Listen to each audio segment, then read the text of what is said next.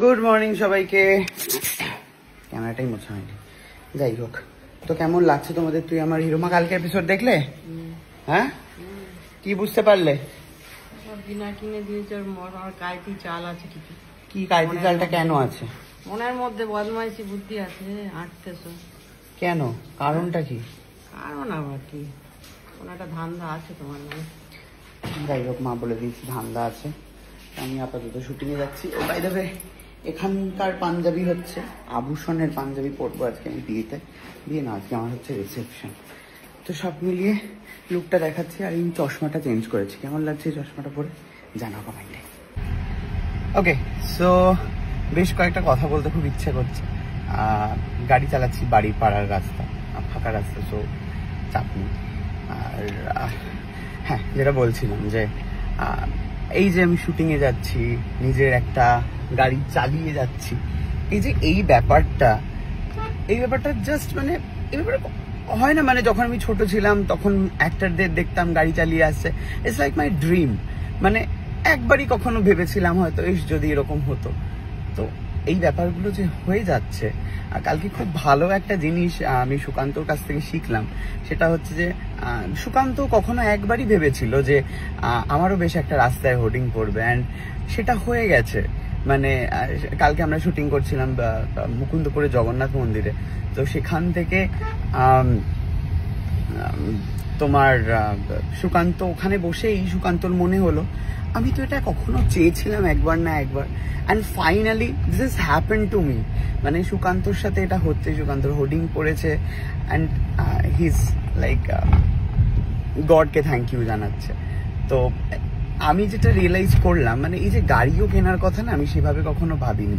আমি বলছি হ্যাঁ, যদি একটা গাড়ি থাকতো, এই নর্মাল খুবই সিম্পল, মানে খুব কোনো জিনিস যদি আমরা কারোর কাছে চাই, মানে ইটস লাইক মায়ের কাছে যদি বায়না করি, হ্যাঁ হয়তো দিয়ে দেয়, কিন্তু খুব বিরক্ত নিয়ে দিয়ে দেয় না একটা। তো ইটস লাইক সেম, মানে ভগবানের কাছে যে আমরা রোজ যেটা চাই, প্লিজ এটা করে দাও, প্লিজ এটা করে দাও, এটা করে দাও, এটার থেকে আমার মনে হয় একবার তোমার মনের কি ইচ্ছে, তোমার স্বপ্ন কি, সেটা জাস্ট জানালে পূরণ ঠিক হয়ে যাবে। এটা আমার মনে হয় রোজ এটাই চাই এরকম ভাবে গ্রিডি না হয়ে গিয়ে আমার মনে হয় ভাবনার মধ্যে রাখাটা অনেকটা বেটার। সুকান্ত খুব ভালো একটা কালকে লেসন দিয়েছে, অ্যান্ড আই অলসো ফিল যে হ্যাঁ সত্যি আমিও তো এরকম ভাবে চাইনি কখনো।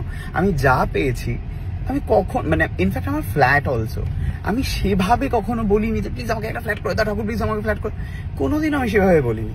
ওকে, যাই হোক, আমি মেন রাস্তায় উঠে গেছি, এবার আমাকে ফোনটা রাখতে হবে। তারা সামনের এই বাসটা এমন ভাবে ব্রেক করলো, আমাকেও I have to break definitely. আমার এই চশমাটা যেহেতু অনেক দিনকার, তোমরা যারা আমাকে দেখেছো তারা জানো, জাস্ট খুলে এখানটা লাগলো, জাস্ট ক্র্যাক। কি করে যাবো আমি বুঝতে পারছি না শুটিং এ, কি অদ্ভুত একটা।